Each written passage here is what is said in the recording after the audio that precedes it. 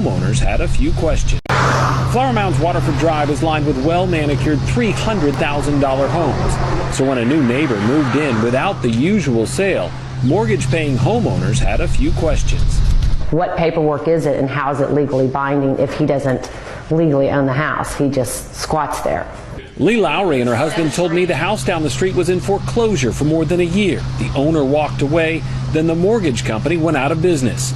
Apparently, that opened the door for someone to take advantage of the situation. Kenneth Robinson told us he's no squatter. He says he moved in on June 17th after months of research about a Texas law called adverse possession.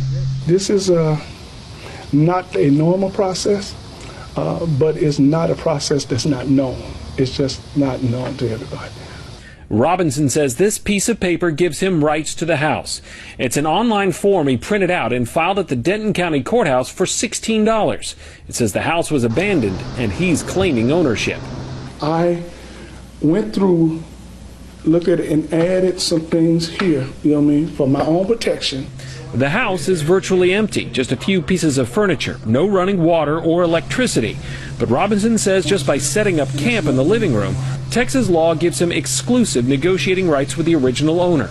If the owner wants him out, he would have to pay off his massive mortgage debt, and the bank would have to file a complicated lawsuit.